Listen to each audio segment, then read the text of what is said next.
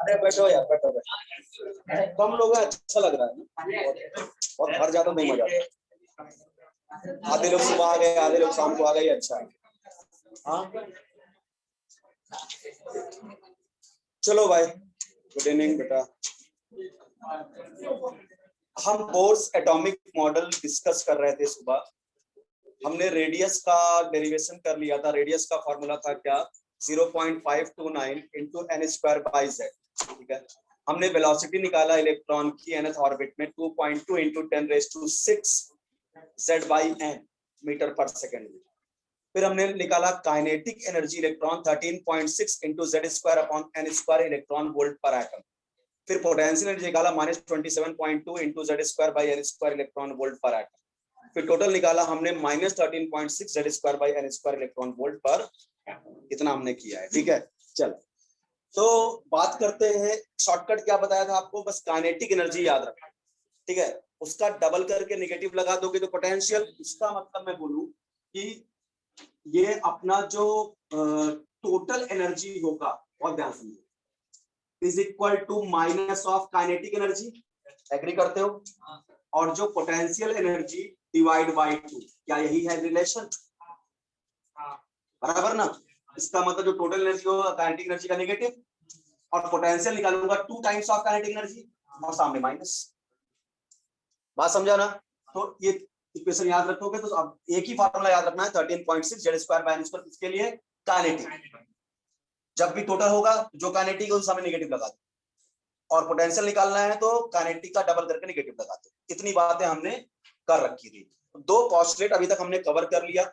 पहला पॉस्टुलेट क्या था बेटे बोर का, कि इलेक्ट्रॉनों को न्यूक्लियस के चारों को बंद करना है। चलो, इलेक्ट्रॉन्स को न्यूक्लियस के चारों तरफ घूमने के लिए जो डिजायर्ड सेंट्रीपिटल फोर्स mv²/r मिलता है, वो न्यूक्लियस और इलेक्ट्रॉनों के बीच के इलेक्ट्रोस्टैटिक फोर्स ऑफ अट्रैक्शन से मिलता है। पहला पॉस्टुलेट ये था।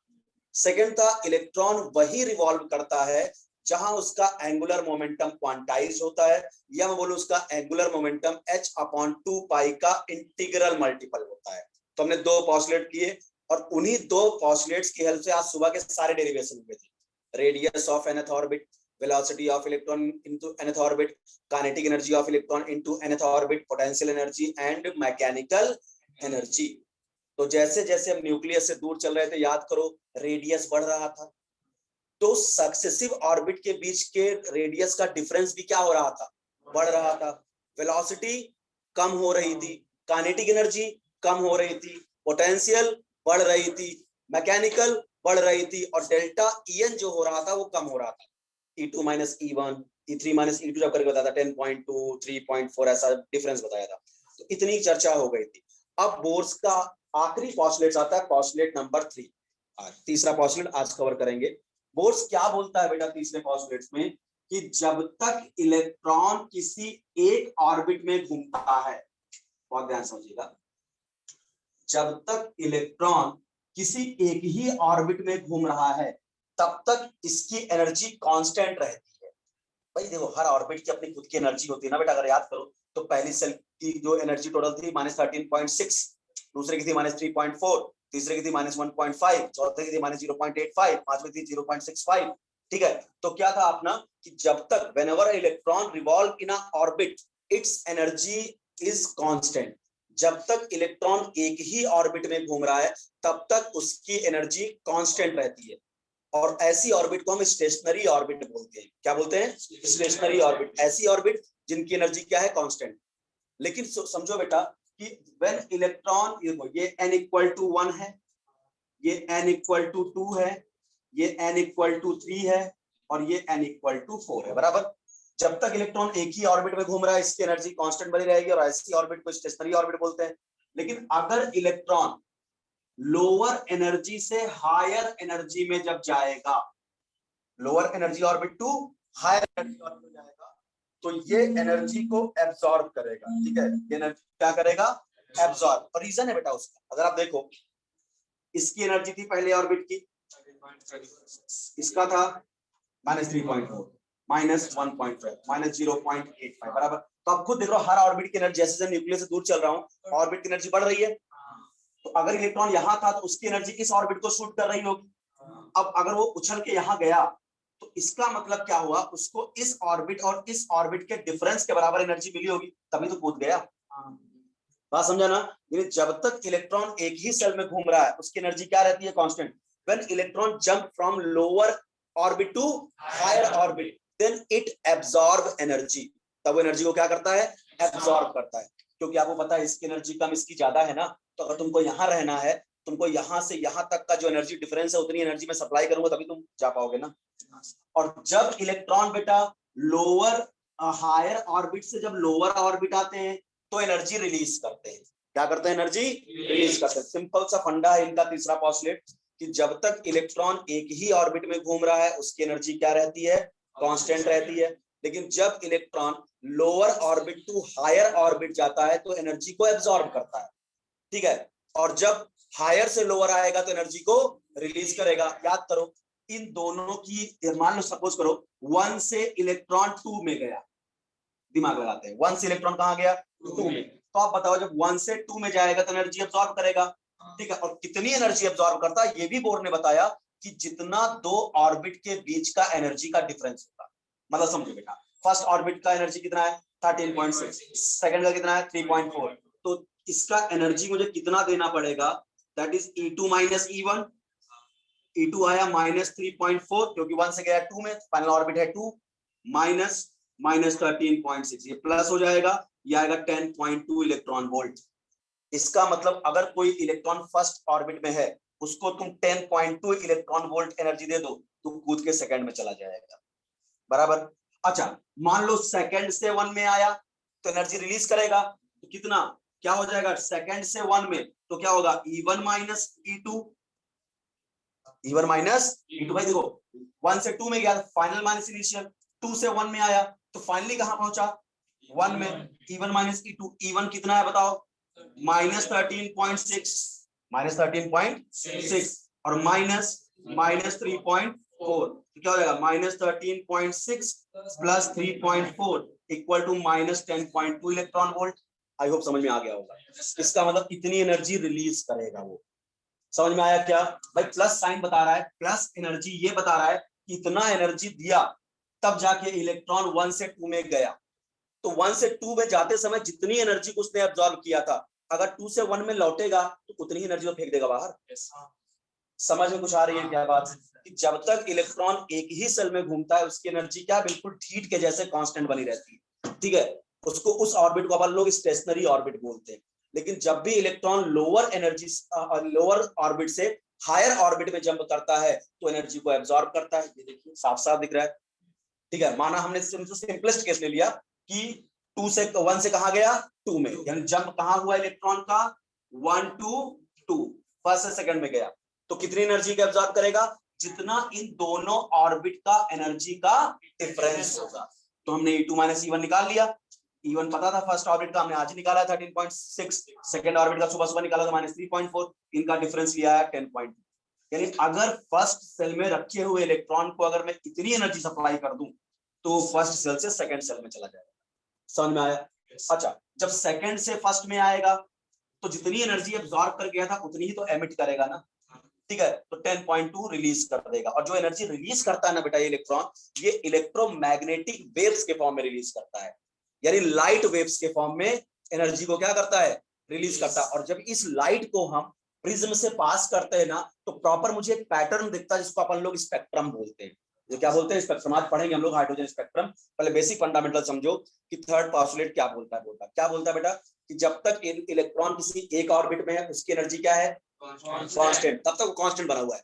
लेकिन जब इलेक्ट्रॉन लोअर ऑर्बिट से हायर ऑर्बिट में जाता है देन इट एब्जॉर्ब एनर्जी, ठीक है। When it comes from higher to lower it's releases energy, and energy absorb और रिलीज किस पे डिपेंड करता है, difference of energy in which transition takes place. कि भैया तुम 1 से 4 में गए हो कि 1 से 3 में गए हो। अगर तुम 1 से 4 में कूद के गए हो तो पहली ऑर्बिट और इस फोर्थ ऑर्बिट का जो एनर्जी डिफरेंस होगा उतनी एनर्जी देनी पड़ेगी इलेक्ट्रॉन को। 4 से 1 में आए हो तो जितनी एनर्जी तुम 1 से 4 जाने में तुमको दी गई थी उतना ही तुमको रिलीज करना पड़ेगा। बात समझ में आ रहा है क्या? ठीक है, तो ये था आपका थर्ड पोस्टुलेट। अब बात आती है भैया जो भी एनर्जी, देखो अपने को अपना इंटरेस्टिंग फैक्टर क्या होगा, आपने से कभी ये नहीं पूछेगा कि कितनी एनर्जी अब्सॉर्ब करके जाएगा। हमेशा क्वेश्चन क्या पूछता है कि जब वो लौटेगा तो किस वेवलेंथ की लाइट एमिट करेगा। यही क्वेश्चन उठाते हैं कि जब इलेक्ट्रॉन लौटेगा क्या होगा। अरे देख बेटा अभी ठीक है। चलो तो अब देखो कैसे एनर्जी निकालेंगे हम, मतलब पॉइंट समझ में आ गया आपको। पहले बताओ, इलेक्ट्रॉन जब लोअर ऑर्बिट से हायर ऑर्बिट जाता है तो एनर्जी को एब्जॉर्ब करता है, हायर से लोअर आएगा तो एनर्जी को एमिट करेगा। कितनी एनर्जी को एब्जॉर्ब करेगा एमिट करेगा डिपेंड करेगा दोनों ऑर्बिट के एनर्जी डिफरेंस का जिसमें ट्रांजिशन चल रहा है। ठीक है, अच्छा जो भी एनर्जी ये रिलीज करता है वो किस फॉर्म में रिलीज करता है, लाइट वेव्स के फॉर्म। ठीक है, इसका मतलब क्या, बहुत ध्यान समझना, मैं फॉर्मूला दे रहा हूं आपको और यही सभी आप हाइड्रोजन स्पेक्ट्रम भी निकालेंगे। Delta E is equal to E2 minus E1 या E final minus E initial, कुछ भी लिख लो। ठीक है, हम E2 माइनस E1 करके फॉर्मूला देंगे, सारे क्वेश्चन सॉल्व हो जाएंगे, आपको बता दूंगा क्या है E2 माइनस E1 बराबर। अच्छा जो ये कौन सी एनर्जी निकाल रहा हूं, रिलीज वाली, माना वो 4 से 2 में आया, 4 से 1 में आया, 5 से 3 में आया। अभी को अच्छे क्वेश्चन करेंगे थोड़ी देर बाद। पहले अब एनर्जी जो भी रिलीज किया किस फॉर्म में रिलीज करता है, लाइट वेव, यानी जो भी एनर्जी रिलीज करेगा वो डेल्टा ई क्या होगा, H C upon lambda. Light की एनर्जी बढ़ाया था ना मैंने, एच सी अपॉन लैम्डा। तो ये जो भी एनर्जी होगी किसके बराबर होगी, H C upon lambda. Light waves release कर रहा है ना। ठीक है, अच्छा E2 का फॉर्मूला क्या मैं लिख सकता हूं, -13.6 into Z square upon N2 square, कर सकता हूं ना। -E1 लिख सकता हूं -13.6 into Z square upon N1 square, यानी H C upon lambda is equal to -13.6 Z square upon N2 square, और ये माइनस माइनस प्लस हो जाएगा 13.6 into Z square upon N1 square बराबर। अच्छा देखो ये पॉजिटिव वैल्यू है, यहां से कुछ कॉमन मिल सकता है क्या, 13.6 और जेड स्क्वायर में कॉमन ले सकता हूं। अच्छा ये पॉजिटिव वैल्यू है क्या, इसको 1 upon N1 square upon 1 upon N2 square लिख सकता हूं क्या। ये आपका आ गया फॉर्मूला एनर्जी निकालने का। ठीक है, कैसे निकालेंगे, हालांकि तुम्हारे लेवल पे क्वेश्चन यहां से आ नहीं रहे हैं, तुम्हारे लेवल पे दूसरा फॉर्मूला जो अभी दूंगा रेडबर्ग कांस्टेंट वाला, वहां से क्वेश्चन आते हैं। बट समझे रहो, आई होप फॉर्मूला समझ में आ गया होगा कैसे। अब यहाँ एक बात ध्यान रखना, N2 is always greater than N1।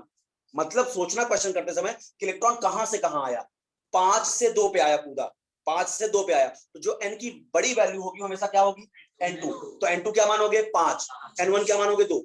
ध्यान रखना N2 is greater than N1। समझ आ रहा है क्या कि N2 हमेशा बड़ा होगा। जैसे मान लो कि बोला कि 4 से 1 पे आ गया इलेक्ट्रॉन, 4 से 1 पे आ गया, तो बताओ किस वेवलेंथ की लाइट इमिट करेगा। तो अपने को H का फार्मूला, H पता है 6.6 इंटू 10⁻34, C पता है speed of light 3 into 10⁸8, lambda ही पूछेगा आपसे, क्या पूछेगा, लैम्डा निकालना। तो क्या हो जाएगा आपका, अगर बोला कि चौथे से पहले में आया, मैंने क्या बोला N2 always greater than N1, तो इसका जो बड़ा होगा, जहां भाई 4 से 1 में आया तो बड़ी वैल्यू कौन है 4, तो हमेशा उसको N2 मानना। और कहां आया 1 छोटी वैल्यू, उसको N1 मानना, तो 1 का स्क्वायर और यहाँ 4 का स्क्वायर करो। समझ में आ रहा है, और यहाँ तुरंत कहां से लैम्डा निकाल लोगे, कौन सी वेवलेंथ की लाइट एमिट कर रहा है। तो एनर्जी का एक फार्मूला ये हुआ कि जब इलेक्ट्रॉन हायर से लोअर आता है तो किस वेवलेंथ की लाइट एमिट करेगा, एक फार्मूला ये हुआ। ठीक है, और एक दूसरा फार्मूला देखो, एनर्जी का हमने एक फार्मूला आज निकाला था, अगर आपको याद हो सुबह मैकेनिकल एनर्जी का फार्मूला क्या था आपका, -m(e⁴ जेड स्क्वायर अपॉन क्या था आपका 4 pi epsilon naught R square था क्या। एक बार कंफर्म कर लेता हूं, मुझे खुद नहीं याद रहता है ये वाला फार्मूला। ठीक है, पता चला सब गड़बड़ हो जाए। हाँ, तो काइनेटिक का फार्मूला निकाला था m, ठीक है, m जेड स्क्वायर e⁴, ठीक है, 8 epsilon not square, mechanical 8 epsilon not square n square h square, यही था। ठीक है, समझ ये था क्या, मैकेनिकल एनर्जी। याद करो यही काइनेटिक भी था, बस काइनेटिक यहाँ प्लस था बराबर, और यही 4 कर दिया था तो पोटेंशियल हो गया था।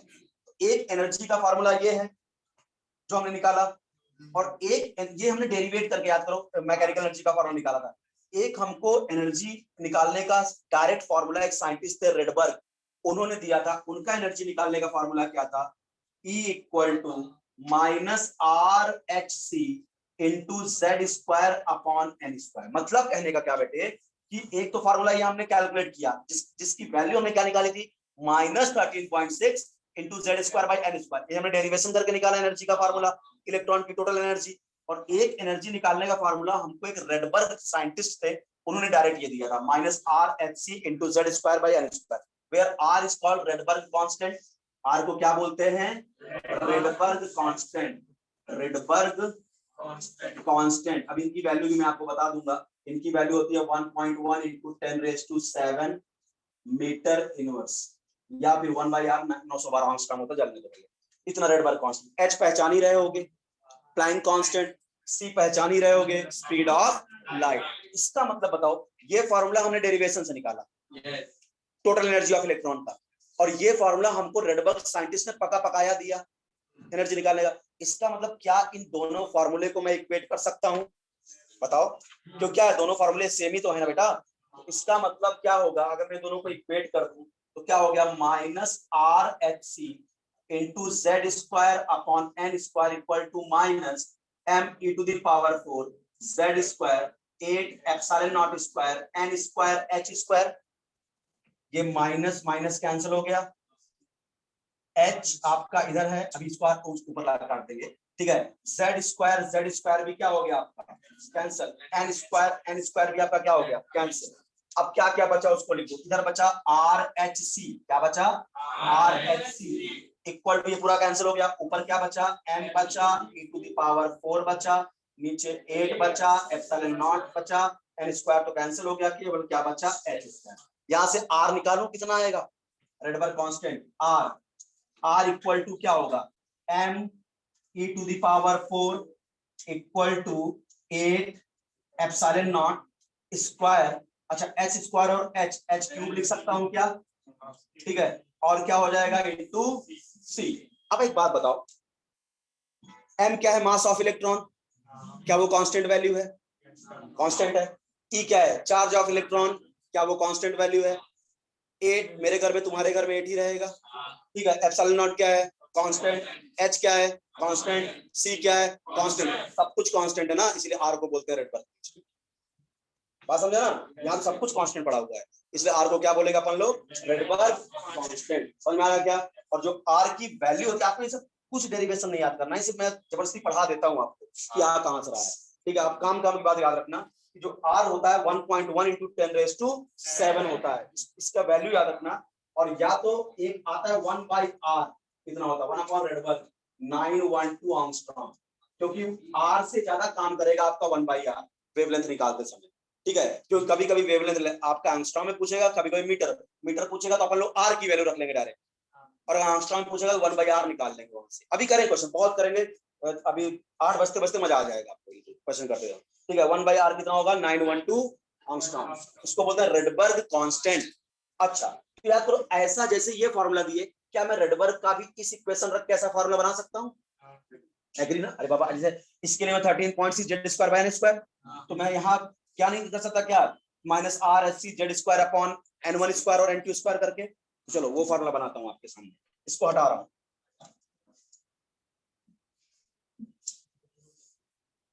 चलो यही सेम फॉर्मूला लगते हैं, E2 का फॉर्मूला रेडबर्ग के फॉर्म में रखते हैं। अच्छा, जो भी लाइट एमिट करेगा भैया, वो तो लाइट वेव्स के फॉर्म में एमिट करेगा, ये तो hc/λ ही रहेगा भाई। जो भी अगर हायर से लोअर आया कोई इलेक्ट्रॉन, तो एनर्जी फेंकेगा बाहर, वो एनर्जी लाइट वेव्स के फॉर्म में फेंकेगा। तो लाइट की एनर्जी क्या होती है, hc/λ, Planck quantum theory, equal to E2 को क्या मैं लिख सकता हूँ बेटा, -r(h(c) Z square upon n2 square, चलेगा। और ये -r(h(c) into Z square upon n1 square, चलेगा। बिल्कुल वैसा ही डेरिवेशन चल रहा है। तो hc अपॉन लैम्डा, ये तो हो गया -r(h(c) Z square upon n2 square plus r(h(c) Z square upon n1 square. अच्छा, यहाँ पे भी देखो कुछ कॉमन मिलेगा, पिछली बार क्या मिला था, 13.6 इंटू जेड स्क्वायर कॉमन मिला था। तो यहाँ से कॉमन निकालिए, क्या क्या मिल सकता है, क्या मिल सकता है, r(h(c) और z स्क्वायर भी कॉमन मिल सकता है क्या? अच्छा, ये प्लस है तो क्या 1 upon n1 square minus 1 upon n2 square, इधर का बिल्कुल सेम आया है। अब देखो बहुत ध्यान से, h से h भी मर गया, c से c भी मर गया। इस फॉर्मूले का ये फायदा है, तुमको h और c रखना ही नहीं पड़ेगा। पिछले वाले में क्या था, hc अपॉन लैम्डा, h और c रखना पड़ेगा तो न्यूमेरिकल थोड़ा टफ हो जाएगा। ठीक है, यहाँ पे h और c का भी टेंशन खत्म हो गया, केवल क्या डायरेक्ट मिलेगा 1 अपॉन लैम्डा। वेवलेंथ तो तुमसे पूछेगा बार बार कि बताओ यहाँ से यहाँ चौथे से पहले में आया, पांचवें से तीसरे में आया, बताओ किस वेवलेंथ की लाइट एमिट किया। तो 1 upon lambda is equal to क्या, आर जेड स्क्वायर।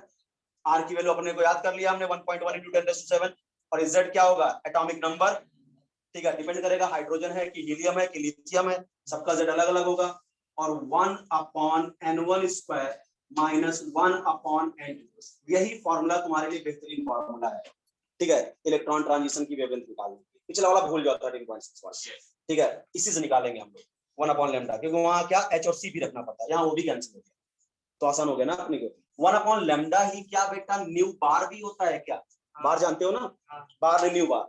न्यू बार क्या होता है आप लोग? ठीक है, इसको बोलते हैं वेव नंबर। क्या बोलते हैं अपन लोग, वेव नंबर। कभी कभी डायरेक्ट वेव नंबर पूछेगा, यानी पूरा का पूरा यही कैलकुलेट कर दो बस। ठीक है, अभी क्वेश्चन करेंगे। हाँ आ रहे हैं लाइमन सीरीज, आ रहे हैं लाइमन सीरीज पर, परेशान मत हो। लाइमन बामर पढ़ के आ गए हो क्या 10th में? सुनो है लाइमन सीरीज बता रहे हैं, ये आपको समझा।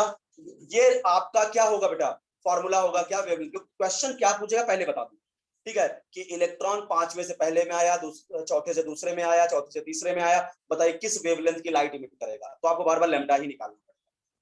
ठीक है, अभी क्वेश्चन खूब करेंगे। तो ये फॉर्मूला समझ में आ गया, ये था बोर्स का थर्ड पोस्टुलेट। समझ में आ गया अच्छे से, तो तीनों पोस्टुलेट बोर के हो गए खत्म। ठीक है, अब हम करेंगे बोर्स एटॉमिक मॉडल में ही एक टॉपिक आता है हाइड्रोजन स्पेक्ट्रम। क्या आता है, हाइड्रोजन स्पेक्ट्रम। वहीं पे इस फॉर्मूले का यूज करके न्यूमेरिकल सॉल्व करें।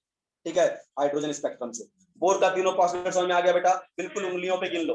पहला पोस्टुलेट बोलो क्या है, इलेक्ट्रॉनों को न्यूक्लियस के चारों तरफ गोल गोल घूमने के लिए जो सेंट्रीपिटल फोर्स चाहिए होता है, वो न्यूक्लियस और इलेक्ट्रॉनों की इलेक्ट्रोस्टैटिक फोर्स ऑफ अट्रैक्शन से होता है। इलेक्ट्रॉन वही घूमता है जहां उसका एंगुलर मोमेंटम क्वांटाइज्ड होता है या h/2 का इंटीग्रल मल्टीपल होता है।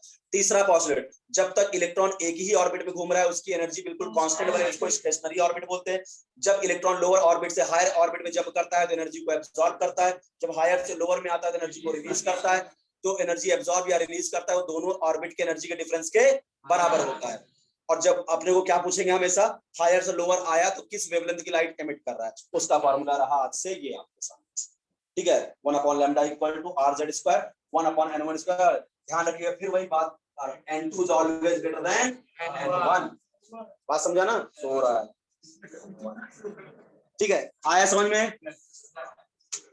चलिए अब बात कर लेते हैं जरा हाइड्रोजन स्पेक्ट्रम की। यहाँ बहुत अच्छे अच्छे क्वेश्चन यहाँ से आएंगे आपके सामने। चलिए बात करते हैं हाइड्रोजन स्पेक्ट्रम की।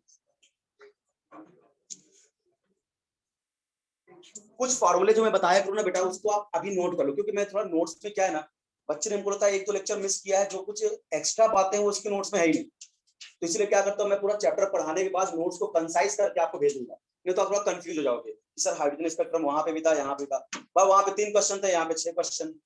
कुछ क्वेश्चन जो एक्स्ट्रा होते हैं, कितनी स्पेक्ट्रल लाइन बनेगी, ठीक है, वो सब उसने लिखा ही नहीं है, तो सब गड़बड़ हो जाएगा।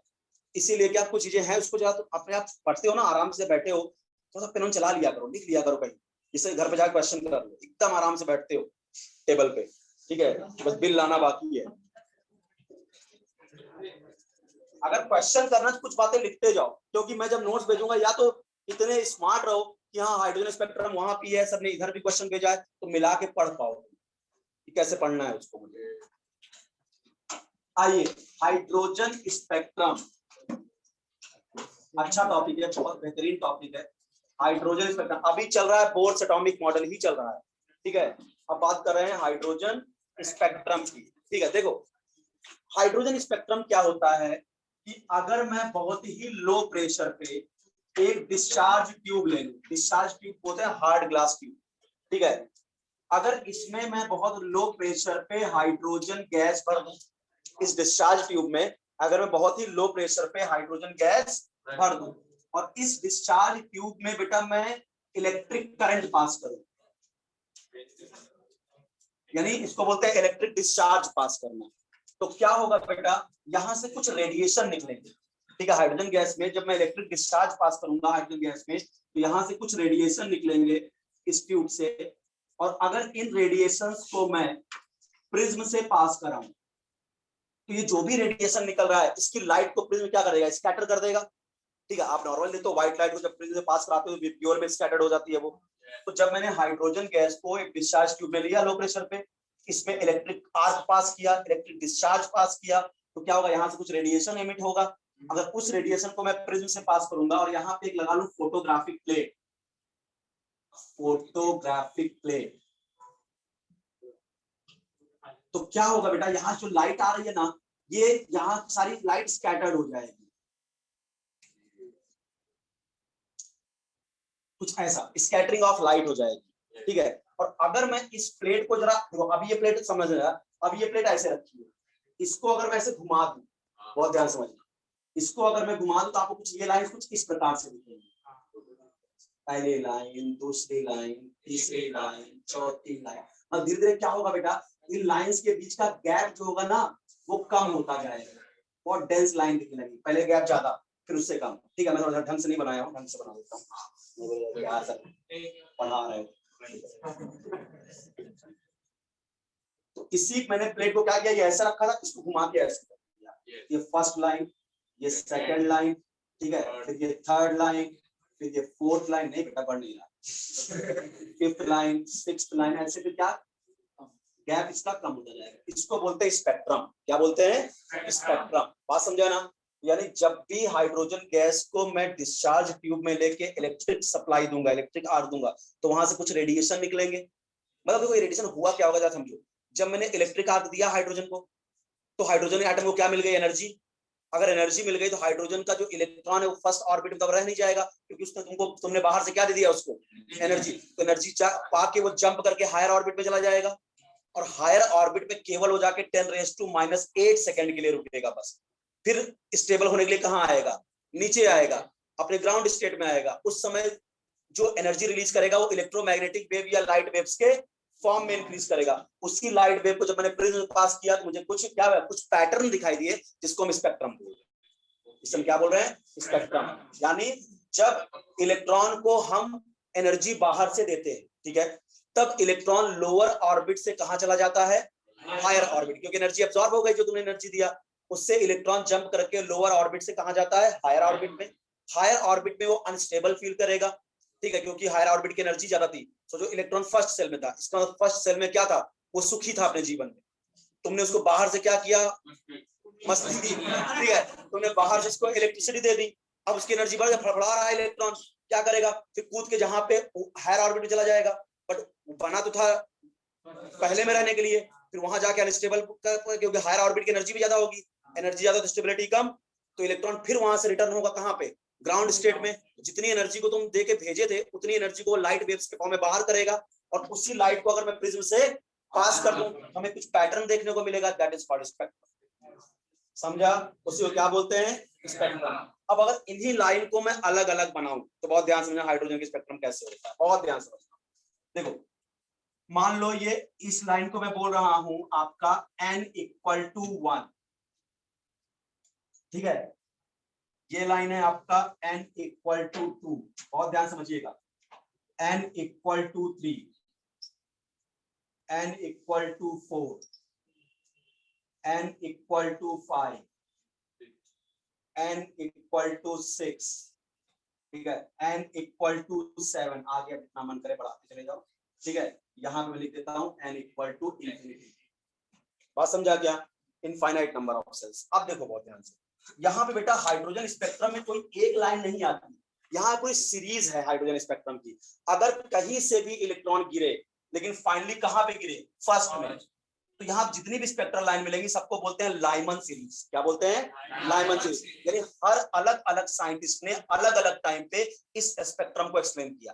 तो लाइमन नामक साइंटिस्ट ने यह बताया कि जब कोई भी इलेक्ट्रॉन कहीं से गिरे लेकिन फाइनली कहां आए, 1 में, भाई अब वो 2 से 1 में आ सकता है, 3 से 1 में आ सकता है, 4 से 1 में आ सकता है, 5 से 1 में आ सकता है, कहीं से आए, तो इस सीरीज को क्या बोलेंगे, लाइमन सीरीज। क्या बोलेंगे?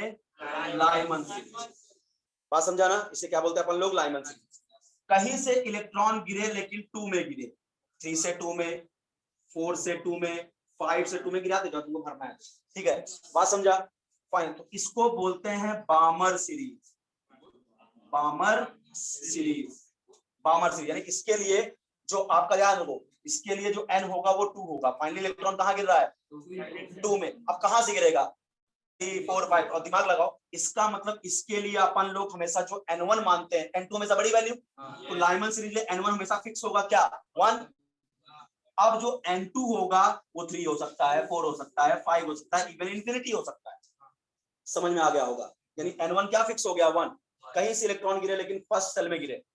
ठीक है, तो कहां से गिरेगा? 2 से, 3 से, 4 से, 5 से, 6 से। तो n1 फिक्स हो गया लाइमन सीरीज का क्या? 1।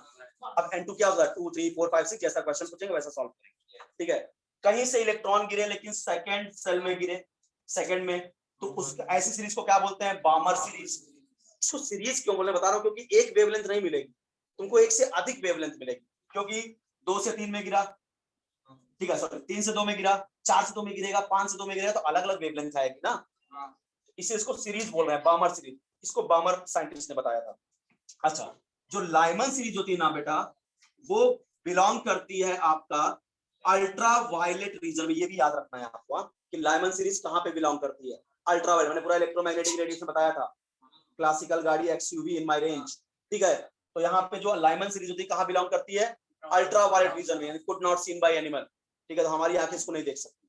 तो आइए, बामर सीरीज एकमात्र सीरीज है जो आपका विजिबल रेंज में बिलोंग करती है, बामर सीरीज विद ग्योर वाली। ठीक है, तो ये जो है इसके लिए बताओ n1 क्या होगा? 2 फिक्स हो गया, n1 2। अब n2 क्या हो सकता है यहाँ पे? 3, 4, 5 या इंफिनिटी। समझ में आ रहा है ना? ठीक है, इसको बामर सीरीज बोलते हैं। कहीं से इलेक्ट्रॉन गिरे लेकिन थर्ड में गिरे, तो 4 से थर्ड में गिर सकता है, 5 से, 6 से, बराबर ना? इसको अपन लोग बोलते हैं पाश्चन सीरीज। पाश्चन सीरीज। कहीं से गिरे लेकिन थर्ड में गिरे, कहीं से गिरने वाला गिरे तो तुम 2 से थर्ड में पहुंचा दो। गिरने की बात करूं तो ऊपर से नीचे गिरा जाता है, नीचे से ऊपर नहीं गिरता। ठीक है, तो पाश्चन सीरीज के लिए n1 फिक्स हो गया आपका 3। ठीक है, और n2 जो हो गया वो 4, 5, 6 कुछ भी हो सकता है। ठीक है, क्वेश्चन खुद साफ साफ बताएगा कहां से इलेक्ट्रॉन गिराया जा रहा है। ठीक है, अच्छा, कहीं से भी इलेक्ट्रॉन गिरे, अगर फोर्थ में गिरे तो इसको बोलते हैं ब्रैकेट सीरीज। Brackett series. इसके लिए n1 फिक्स हो गया 4। ये सब याद करना पड़ेगा कि इसका n1 कहां होता है। ब्रैकेट आ गया, तुमको नहीं बताएगा कहां गिरा, तुमको खुद सोचना होगा ब्रैकेट मतलब 4 में गिरता है, ये आना चाहिए आपको। ठीक है, और जो n2 हो सकता है वो 5, 6 एंड सो ऑन, कुछ, इसको ब्रैकेट सीरीज बोलते हैं। और अगर कहीं से इलेक्ट्रॉन गिरे लेकिन फिफ्थ में गिरे, इसको बोलते हैं पी फंड सीरीज। श्रीखंड नहीं, पी फंड सीरीज। ठीक है, पी फंड सीरीज इसको बोलते हैं। तो यहाँ पे n1 क्या होगा? 5, और जो n2 होगा वो 6, 7 एंड सो ऑन। ठीक है, अगर कहीं से इलेक्ट्रॉन गिरे और 6 में गिरे तो इसको बोलते हैं हम्फरी सीरीज। हम्फरी सीरीज। इसके लिए n1 होगा 6, n2 आपका 7, 8 एंड सो ऑन। बस इसके आगे आपसे क्वेश्चन पूछेगा, उसके आगे भी होती होंगी बट हमारे लेवल पे इतना ही। ठीक है, हम्फरी सीरीज तक ही क्वेश्चन आता है आपके सामने। तो लाइमन, बामर, पास्चन, ब्रैकेट, फंड और हम्फरी, सबका तुमको n1 याद रखना है। बोल दिया लाइमन सीरीज, तुरंत दिमाग लगाना है, इसका इलेक्ट्रॉन 1 में आ रहा है गिर के। अब कहां से गिर के आ रहा खुद बता देगा क्या? नहीं, कभी कभी दे देगा बेटा कि आपसे क्वेश्चन घुमा के पूछेगा, कभी नाम देके पूछ देगा कि लाइमन सीरीज में इलेक्ट्रॉन 5 से 1 में आया, कैलकुलेट वेवलेंथ। या कभी बोलेगा कि इलेक्ट्रॉन फिफ्थ सेल से आ रहा है यूवी रीजन में, तुम्हें खुद सोचना पड़ेगा यूवी रीजन लाइमन कैसा है, एनवायरनमेंट का होगा, थोड़ा दिमाग लगाना पड़ेगा क्वेश्चन में। ठीक है, चलो, तो ये साहब यू में भी बिलोंग करते हैं। बामर सीरीज विजिबल रेंज है आपका, ये तीनों IR रेंज में, इंफ्रारेड, पी फंड, ये तीनों IR, और ये FIR, फार इंफ्रारेड। ठीक है, ध्यान रखिएगा, पहला यूवी रीजन में, बामर विजिबल रीजन में, फिर तीनों Paschen, bracket, fund, IR, infrared, और हम्फ्री सीरीज फार इंफ्रारेड रीजन में बिलोंग करता है। कितनी कहानी समझ में आई कि नहीं हाइड्रोजन स्पेक्ट्रम का, कौन कौन सी, फिर क्वेश्चन करेंगे अभी, बट अभी आपको ये सीरीज समझ में आ गई, Lyman, बामर, Paschen, bracket, fund and Humphry. ठीक है, तो अब क्वेश्चन कैसे आते हैं उसको देखा जाए। वेवलेंथ निकलवाएगा तुमसे, यहाँ देखो, और ये स्पेक्ट्रम पूछेगा एब्जॉर्प्शन स्पेक्ट्रम है या इमिशन स्पेक्ट्रम है। तो हाइड्रोजन का स्पेक्ट्रम बेटा इमिशन स्पेक्ट्रम है। क्यों इमिशन? क्योंकि ये लाइट को क्या कर रहा है, इमिट कर रहा है। अपने को ये नहीं पढ़ना एब्जॉर्प्शन स्पेक्ट्रम कब निकालना होता, अपने सिलेबस में एब्जॉर्प्शन स्पेक्ट्रम है ही नहीं। एब्जॉर्प्शन कब होता है, आपसे जब कोई पूछता कि मैं इलेक्ट्रॉन को दूसरे से 5वें में भेज दिया, बताओ किस वेवलेंथ की लाइट दिया, तो होता क्या, एब्जॉर्प्शन स्पेक्ट्रम। अपने क्वेश्चन क्या पूछ रहा है, 5वें से दूसरे में आया तो कौन सी लाइट इमिट किया, तो एमिशन स्पेक्ट्रम ही है हाइड्रोजन स्पेक्ट्रम। बात समझे ना, अपने सारे क्वेश्चन कौन से आएंगे, एमिशन स्पेक्ट्रम पर। ठीक है, समझ में आ रहा है, इतने में कोई दिक्कत तो नहीं बेटा। सबका विधिवत रीजन याद, कौन किस रीजन में पाया जाता है, कौन किस रीजन में पाया जाता है उसको याद रखिएगा। ठीक है, लाइमन किस रीजन में है, अल्ट्रावायलेट। ठीक है, बामर विजिबल रीजन में है। ठीक है, पास्चन ब्रैकेट फंड IR और Humphry for IR, for infrared बोलते हैं। ठीक है, स्टार्ट करें आप क्वेश्चन करना, कैसे क्वेश्चन आएंगे। क्वेश्चन सिंपल सा क्या आएगा आपका, देखो टाइप बहुत बनाएंगे वो, बट फार्मूला एक ही लगेगा आपके सामने, 1/λ equal to RZ square 1/n1 square minus 1/n square. इसी फार्मूले सारे क्वेश्चन सॉल्व करेंगे। ठीक है, पूछेगा क्या, इलेक्ट्रॉन यहां से यहां गिरा, बताइए किस वेवलेंथ की लाइट को बाहर किया है। ठीक है, चलिए स्टार्ट करते हैं।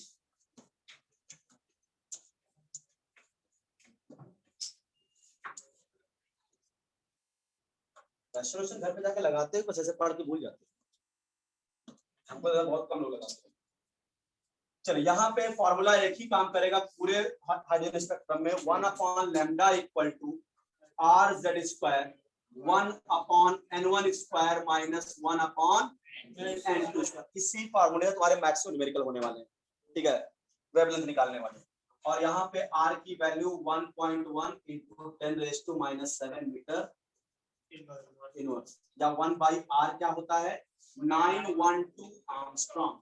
वैल्यू याद रखिएगा, कभी वेवलेंथ अगर एंगस्ट्रॉम में दिया तो बड़ा आसान क्वेश्चन हो जाएगा। कैसे क्वेश्चन करते हैं, यही फॉर्मूला ध्यान रखना। पूछेगा क्या, इलेक्ट्रॉन गिरा है तो कितनी एनर्जी को रिलीज कर रहा है, किस वेवलेंथ की लाइट को एमिट कर रहा है। बात समझा ना। चलिए, तो क्वेश्चन स्टार्ट करते हैं। पहला, बहुत ध्यान, अब सारे क्वेश्चन एक एक करके आराम से देखिएगा, सारे टाइप में कवर कर रहा हूं, आप कैसे कैसे क्वेश्चन आएंगे। पहला है कैलकुलेट द वेवलेंथ, और मैं फाइनल आंसर नहीं दूंगा, जहां आर आएगा वहीं छोड़ दूंगा, तुम आर और रख के सॉल्व करना घर पे जाके। ठीक है, कैलकुलेट तरीका बताऊंगा, कैलकुलेट द वेवलेंथ, आराम से एक एक क्वेश्चन को समझिए, तभी हाइड्रोजन स्पेक्ट्रम का टॉपिक कवर होगा।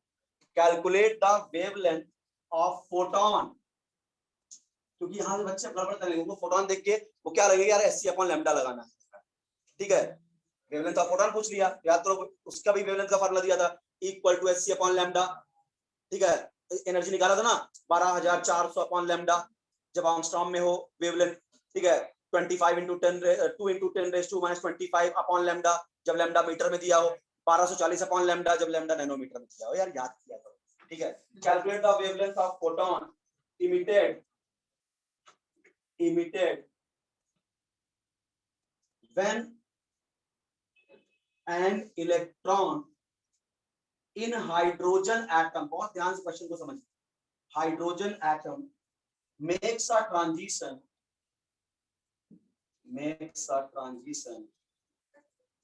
from, अभी देखो आसान आसान क्वेश्चन है, n equal to 2 to n equal to 1, ये सबसे आसान वाला क्वेश्चन है। ठीक है, क्या बोल रहा है, calculate the wavelength of photon emitted when an electron in hydrogen atom makes a transition 2 to 1, यानी जब हाइड्रोजन एटम का इलेक्ट्रॉन सेकंड से 1 में आ रहा है, तो बताइए वेवलेंथ कौन सी लाइट, किस क्या वेवलेंथ होगी लाइट। चलो फॉर्मूला यही लगा दें। अच्छा, एक बात समझो, क्या क्या लिखोगे आप बताइए, क्या N2 मेरा 2 होगा, पहले डिसाइड करो, N2 हमेशा बड़ी वैल्यू होती है, क्या N1 मेरा 1 होगा, और बात हाइड्रोजन एटम की हो रही है तो Z1 होगा, हाइड्रोजन का एटॉमिक नंबर 1 होता है।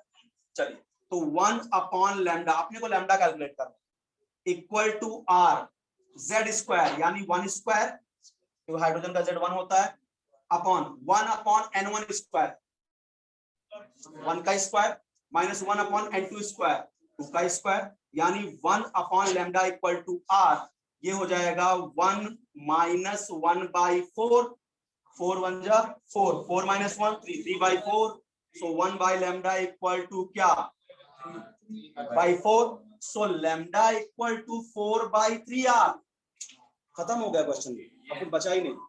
ठीक है, 4 बाई 3r। अब तुम चाहो अगर लैम्डा ऑप्शन देखना क्या लैम्डा मीटर में है क्या, अगर लैम्डा मीटर में दिया है तो यहाँ पे रखोगे 1.1 इंटू 10⁻⁷। अगर लैम्डा आर्मस्ट्रांग में दिया है तो और अच्छी से खेलोगे। देखो क्या इसको मैं ऐसे लिख सकता हूँ क्या 4 बाई 3 इंटू 1 बाई r, क्या इसको लिख सकता हूँ 4 बाई 3 इंटू 912 1 बाई r। खत्म हो जाएगी कहानी पूरी। बात समझा? हाँ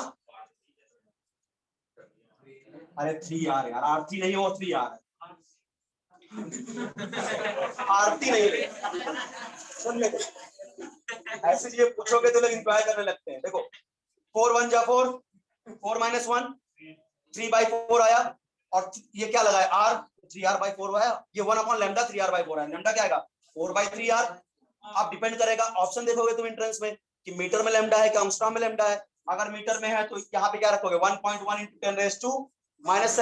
अगर एंगस्ट्रॉम में है तो क्या 4 बाई 3 या 1 बाई r ही तो लिखा है, उसको 912 से मल्टीप्लाई करो तुमको वेवलेंथ मिल जाएगा एंगस्ट्रॉम में। समझा? 1216 एंगस्ट्रॉम। आया समझ में? मैं बस तुमको यही तक सॉल्व कर दूंगा, आगे कहानी तुम्हारी। आया समझ में? ये पहला क्वेश्चन बताओ सबको समझ में आ गया, तभी दूसरा क्वेश्चन लॉन्च करूंगा। ठीक है चल, अब रहा दूसरा क्वेश्चन आपके सामने ही, 1 रुपए चलो सेकंड क्वेश्चन देखो। हाँ टाइप कवर कर रहा हूँ, सारे टाइप कवर करूंगा आराम से। देखो एक टाइप कवर करो और गारंटी बोल रहा हूँ, ये बोर्ड टॉपिक मॉडल खत्म किया, अब जाके घर पे तुम जरा बोर्ड्स के प्रीवियस ईयर क्वेश्चन लगा डालो, चाहे जेईई मेंस हो चाहे आपका नीट। अब बताना कितने क्वेश्चन तुम्हारे रुक गए बोर्ड से स्पेक्ट्रम से। ठीक है आइए question number 2, calculate the lambda, calculate the lambda for, बहुत अच्छा क्वेश्चन है, यहाँ पे कुछ नया सीखने को मिलेगा। फॉर सेकंड लाइन, बहुत अच्छा क्वेश्चन है, second line of बामर series, second line of बामर series for He plus ion. देखो मैंने बोला था ना सुबह सुबह कि बोर का सारा एटॉमिक मॉडल उन्हीं आयन या एटम पे लगे जिसपे एक इलेक्ट्रॉन होते हैं। तो नॉर्मली हीलियम के पास होते हैं 2 इलेक्ट्रॉन, 1 प्लस का मतलब कितने है 1, यानी सारा ये वाला इक्वेशन इसके लिए लगा सकते हैं। अगर एक इलेक्ट्रॉन ना होता तो ये वाला इक्वेशन लगता, सबके लिए लागू ही नहीं होता ये सब। ये किसके लिए लागू हो रहा है यूनिक इलेक्ट्रॉन सिस्टम के लिए। तो He प्लस में कितने इलेक्ट्रॉन होंगे 1, इसलिए यहाँ पे भी इस न्यूमेरिकल को सॉल्व करना। अब देखो यहाँ कुछ नया कैसे सीखोगे, ये सेकंड लाइन थर्ड लाइन समझा देता हूँ आपको। क्या बोला calculate the wavelength of second line of बामर series. अच्छा एक बात कुछ चीजें कंफर्म करो, बामर सीरीज में इलेक्ट्रॉन आ रहा है तो यानी N1 तो फिक्स हो गया 2, तभी बामर होगा। अब बात आ रहा है sir second line of बामर series का मतलब क्या, बहुत ध्यान से प्यार समझो। n इक्वल टू क्या हो गया 2, यहीं पे इलेक्ट्रॉन गिरेगा तो क्या उसको बामर सीरीज बोलेंगे। तो अगर 3 से 1 में गिरा इसे बोलेंगे फर्स्ट लाइन ऑफ बामर सीरीज, 4 से 2 में गिरा तो सेकंड लाइन ऑफ बामर सीरीज। क्या पूछा second line बामर, first line of बामर क्या भाई, देखो बामर में गिरेगा नहीं 2 में गिरेगा, फर्स्ट लाइन ऑफ बामर सीरीज 3 से ही गिर गया, सेकंड लाइन ऑफ बामर सीरीज 4 से गिर गया, थर्ड लाइन पूछता 5 से गिरा देते, फोर्थ लाइन पूछता 6 से गिरा देते। समझ में आ गया? जैसे मैं बोलूं calculate wavelength of second member of Lyman series, तो लाइमन के लिए N1 फिक्स हो गया 1। अच्छा लाइमन का फर्स्ट मेंबर यानी 2 से 1 में गिरा दूं, सेकंड मेंबर का मतलब 3 से 1 में गिरा दूं। आई होप समझ में आ गया होगा सेकंड लाइन का मतलब। ठीक है तो चलिए, तो सेकंड लाइन का मतलब आ गया कि भैया 3 से 2 में गिराता तो फर्स्ट लाइन, अब 4 से 2 में गिराऊंगा तो सेकंड लाइन, यानी N2 इक्वल टू हो गया 4, ये फिक्स हुआ। अच्छा हीलियम का जो Z होता है वो होता है 2, हीलियम होता है ना 2He4, तो Z कितना है इसका 2। बस अब क्वेश्चन में दम नहीं रह गया, सॉल्व करो। 1 upon lambda equal to R Z square, 1 upon N1 square upon 1 upon N2 square, यही होगा 1 अपॉन लैम्डा, R को R रहने दो, Z क्या होगा 2 का स्क्वायर, और ये 1 अपॉन N1 क्या 2 का स्क्वायर माइनस 1 अपॉन N2 क्या 4 का स्क्वायर। ठीक है 1 upon lambda equal to R into 4, ये 1 अपॉन 4 माइनस 1 अपॉन 16 बराबर 1 upon lambda equal to R into 4। क्या मैं यहाँ से 1/4 कॉमन ले सकता हूँ क्या, 1/4 कॉमन लेके 1 अपॉन 1/4 कर सकता हूँ क्या। ठीक है तो अब देखो जाओ यहाँ पे 4 4 कैंसिल, R ये 4 1 जा 4, 4 - 1 3, यानी 3/4, यानी ये आया 1 upon lambda. So lambda equal to 4 upon 3r। खत्म हो गया क्वेश्चन। समझा? अब r की वैल्यू रख दो, डिपेंड करेगा ऑप्शन में मीटर है लैम्डा कि एंगस्ट्रॉम है। मीटर है तो बस यहाँ 1.1 × 10⁻⁷ रखो, एंगस्ट्रॉम है तो 4/3 × 1/r 912 से मल्टीप्लाई। समझ में आ गया क्या? सेकंड वाला क्वेश्चन कैसे निकालेंगे?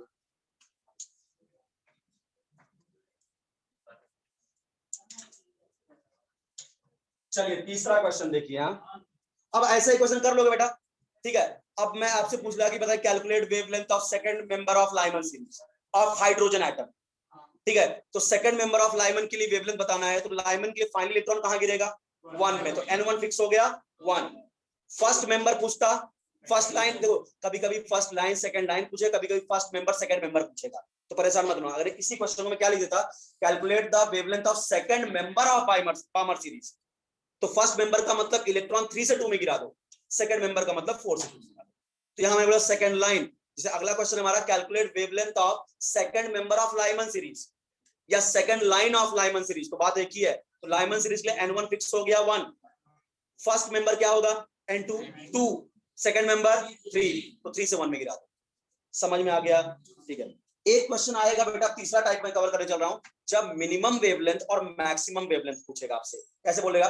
Calculate minimum wavelength of Lyman series, calculate maximum wavelength of Lyman series. तो आपको बिल्कुल शॉर्टकट दे रहा हूं कि कंफ्यूज हो जाओगे।